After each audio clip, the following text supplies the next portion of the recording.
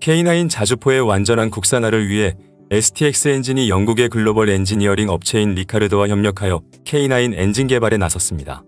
영국의 방위산업 전문 매체인 셰퍼드는 지난 11월 26일에 한국의 STX 엔진이 리카르도와 손잡고 K9 엔진을 개발할 것이라고 밝혔습니다.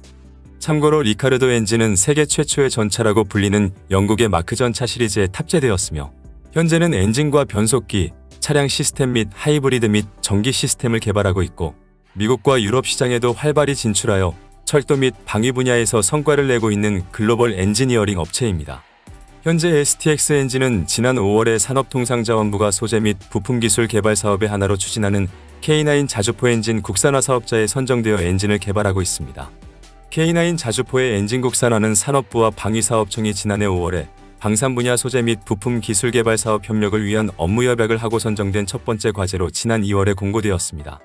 이 사업의 산업부는 5년간 총 250억 원의 엔진 국산화 개발비를 지원하고 방사청은 개발에 성공한 부품을 무기체계에 실제 사용될 수 있도록 할 계획입니다. K9 자주포 엔진 국산화 사업에는 두산인프라코어와 STX 엔진이 도전장을 낸 것으로 알려졌습니다. 두산인프라코어는 K2 전차 국산화 사업에도 참여한 바 있습니다. 당시 국산화 파워팩의 엔진 부분을 두산인프라코어가 맡았고 변속기는 S&T중공업이 담당했습니다. 두산인프라코어는 엔진 개발을 2011년까지 끝내기로 했지만 실패했으며 결국 군이 2017년 작전 요구 성능을 낮춘 뒤에야 개발을 완료했습니다.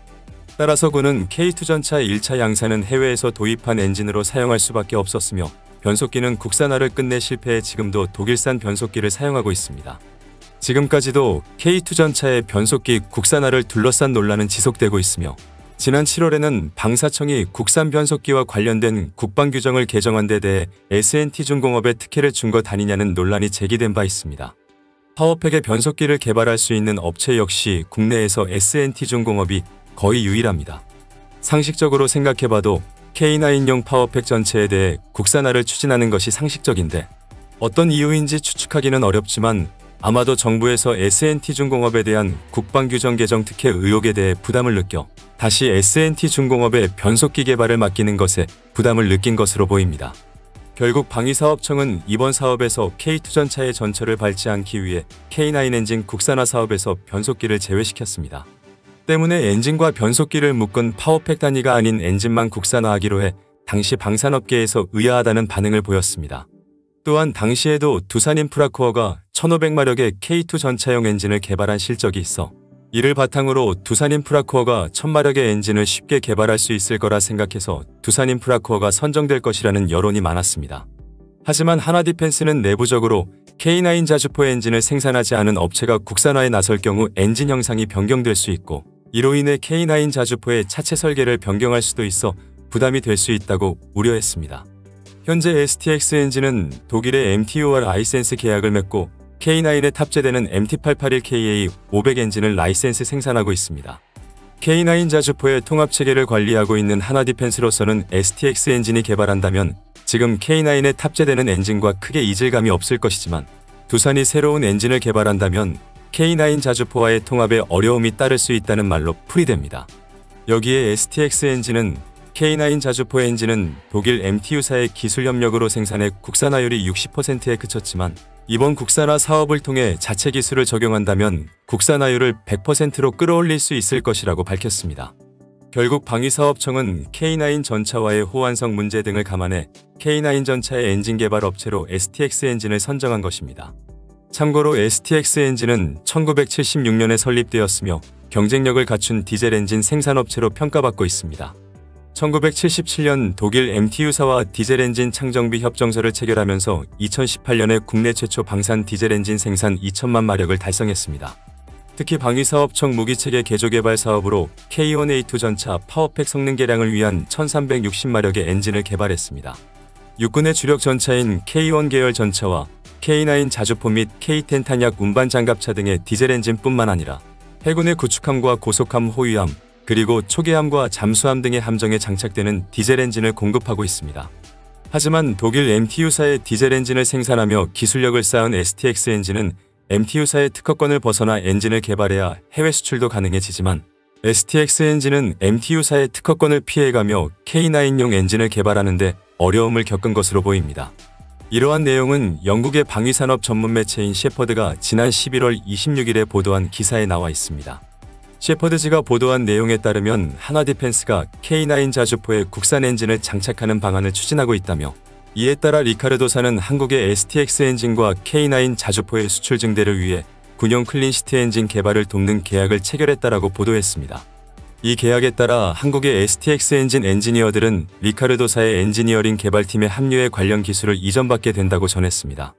또한 리카르도사는 STX 엔진과 리카르도가 새롭게 개발할 엔진을 해외에 수출하기 위해서는 K9 자주포와 완벽하게 통합되어야 하며, 한국 내에서 엔진 생산을 가능하게 하고 수출 라이센스 장벽을 해결할 제품을 만드는 것이 목표라고 분명히 밝혀, 이번 STX 엔진과 리카르도사의 협력은 독일 MTU사의 특허권을 피해 엔진을 개발하여 해외에 수출하기 위한 것으로 보입니다.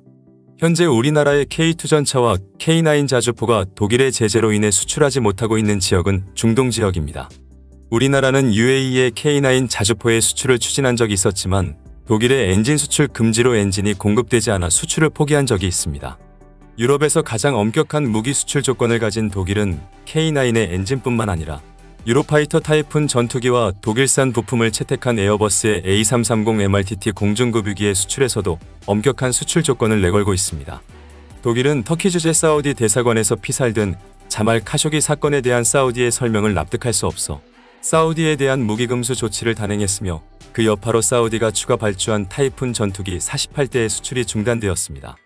또한 사우디가 도입한 공중급유기 A330 MRTT의 공중급유 장치에는 독일산 부품이 사용돼 보수부품 공급에 문제가 생겼으며, 에어버스는 이 비행기에서 독일산 부품을 제거하기 위해 대체품을 찾고 있습니다. 하지만 에어버스가 독일산 부품의 대체품을 찾더라도 A330 MRTT가 공중급유기로 기능한다는 것을 다시 실증해야 하며, 그 비용은 모두 에어버스가 부담해야 합니다.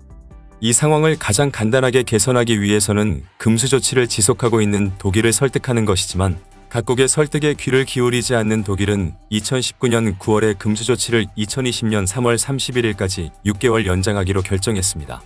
이후에도 사우디로부터 만족할 만한 설명이 없어 또다시 금수 조치를 6개월 연장해버려 올해 안에 타이푼이나 A330MRT 관련 부품을 사우디에 수출하지 못하게 되었습니다.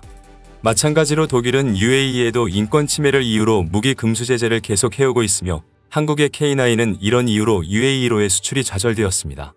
그러나 독일의 엄격한 무기 수출 관리는 이중 기준으로 알려져 있으며, 독일은 리비아 내전 개입을 이유로 터키에 대한 무기 수출을 표면적으로 금지했지만, 실제로는 터키가 리비아 내전에 사용하지 않는 무기인 해군 장비와 잠수함 등 군수물자에 관한 수출을 지속적으로 하고 있으며, 지난해 대터키 무기 수출액은 약 10억 달러에 달해 터키는 독일 방산업계 최고 고객이 되었습니다. 더욱이 독일 정부의 허가가 필요 없는 군사적 전용이 가능한 장비품과 물자까지 포함하면 대터키 총 수출액이 80억 달러를 넘는다고 중동계 언론은 지적하고 있습니다. 이런 이유로 독일이 무기 수출에 관해 엄격한 규정을 부과하고 있다는 것은 환상에 가깝고, 정치적으로나 경제적으로 이해만 일치하면 무엇이든 수출하는 것이 독일의 참모습이라고 해도 좋을 것입니다. 물론 우리나라도 분쟁으로 인해 많은 인명을 살상할 수 있는 국가의 무기 수출을 금지해야 하지만, 현재는 우리의 시각이 아닌 서방의 제재로 인해 우리나라가 제재에 동참하는 것과 같은 모양새입니다. 따라서 우리의 시각으로 분쟁 지역을 바라보고 무기 수출 여부를 결정하기 위해서는 엔진과 변속기와 같은 핵심 부품의 국산화는 필수적입니다.